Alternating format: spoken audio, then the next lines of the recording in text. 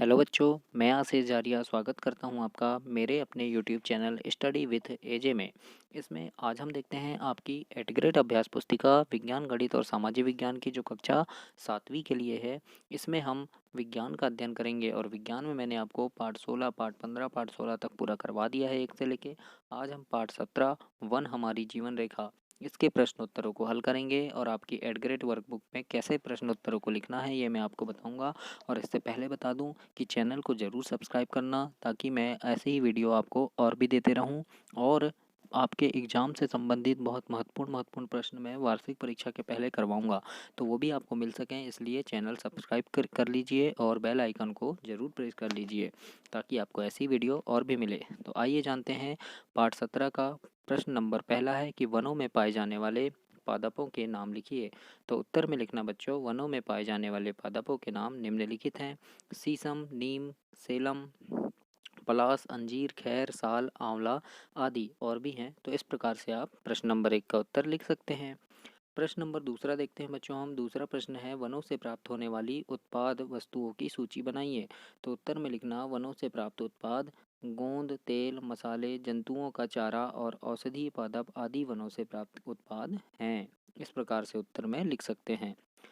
प्रश्न नंबर तीसरा है ह्यूमस किसे कहते हैं। तो उत्तर में लिखना कि सूक्ष्म जीव मृत पादपों एवं मृत जीवों के ऊतकों को भोजन के रूप में खाकर गहरे रंग के भुरभुरे पदार्थ में बदल देते हैं, जो मृदा के लिए पोषण देने का कार्य करते हैं। इसे हम ह्यूमस कहते हैं और यह ह्यूमस कहलाता है। इस प्रकार से आप प्रश्न नंबर 3 का उत्तर लिखेंगे। प्रश्न चौथा है इसी में, वन किस प्रकार से अनेक जंतुओं और पादपों के लिए आवास प्रदान करते हैं। तो उत्तर में लिखना वन अनेक प्रकार के जंतुओं और पादपों को उनके जीवन अनुकूल परिस्थितियां प्रदान करते हैं ताकि वे वहां स्वतंत्र रूप से जीवन यापन कर सकें। इस प्रकार से प्रश्न नंबर चौथा का उत्तर लिखेंगे। अब हम प्रश्न नंबर 5 देखते हैं लघुत्तरीय। लघुत्तरीय प्रश्न में प्रश्न है आपका खाद्य श्रृंखला किसे कहते हैं, उदाहरण देकर समझाइए। तो उत्तर में लिखना प्रकृति से विभिन्न जीव भोजन के लिए परस्पर निर्भर रहते हैं। भोजन की निर्भरता में जीव एक श्रृंखला बनाते हैं, इन्हें खाद्य श्रृंखला कहते हैं। उदाहरण के लिए जैसे घास, कीट, मेंढक, सर्प, गरुड़। इस प्रकार से लिख सकते हैं। जैसे घास है, घास को कौन खाता है, कीट खाते हैं, फिर कीट को मेंढक खा जाते हैं, मेंढक को सांप खा लेता है और सांप को गरुड़ या बाज खा लेता है। तो इस प्रकार से आप एक श्रृंखला बना सकते हैं। प्रश्न नंबर 6वां है बच्चों, वनों को हरे भरे फेफड़े क्यों कहा गया है। तो उत्तर में लिखना वन हमारे फेफड़ों के समान कार्य करते हैं और यह वायुमंडल में ऑक्सीजन एवं कार्बन डाइऑक्साइड के संतुलन को भी बनाए रखते हैं, इसलिए वनों को हरे भरे फेफड़े कहा जाता है। इस प्रकार से प्रश्न नंबर 6वां का उत्तर लिखेंगे। अब देखते हैं हम प्रश्न नंबर 7। इसमें दिया है वन एक गतिक सजीव इकाई है जो जीवन और जीवन क्षमता से भरपूर है। इस कथन से आप क्या समझते हैं। तो उत्तर में लिखना बच्चों कि वन में जीवन निरंतर चलते रहता है। इसमें सूक्ष्म जीव से लेकर विशालकाय पादप व जंतु रहते हैं जो विभिन्न स्तरों पर ऊर्जा का आदान प्रदान करते हैं। अतः हम कह सकते हैं कि वन एक गतिक सजीव इकाई है जो जीवन और जीवन क्षमता से भरपूर है। इस प्रकार से प्रश्न नंबर 7 का उत्तर लिखेंगे और चैनल को ज़रूर सब्सक्राइब करना ताकि एग्ज़ाम के समय में आपको बहुत महत्वपूर्ण प्रश्न देने वाला हूं तो उससे आप ना चूकें और बेल आइकॉन को प्रेस कर लें ताकि वे आपको ज़रूर मिलें। प्रश्न नंबर 8वां है वितान या कैनोपी से आप क्या समझते हैं। तो उत्तर में लिखना बच्चों, ऊंचे वृक्षों की शाखाएं कम ऊंचे वृक्षों के ऊपर छत की तरह दिखाई देती है जिन्हें वितान या कैनोपी कहते हैं।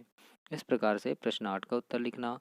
अब देखते हैं हम प्रश्न नंबर 9। नौवां प्रश्न है पहेली जानना चाहती है कि यदि वन लुप्त हो जाएंगे तो क्या होगा। तो उत्तर में लिखना पहला नंबर डाल देना, यदि वन नष्ट होंगे तो वायु में कार्बन डाइऑक्साइड की मात्रा बढ़ जाएगी जिससे पृथ्वी का तापमान बढ़ जाएगा। दूसरा लिख देना, पेड़ों और पादपों की अनुपस्थिति में जीवों को खाद्य और आश्रय नहीं मिलेगा।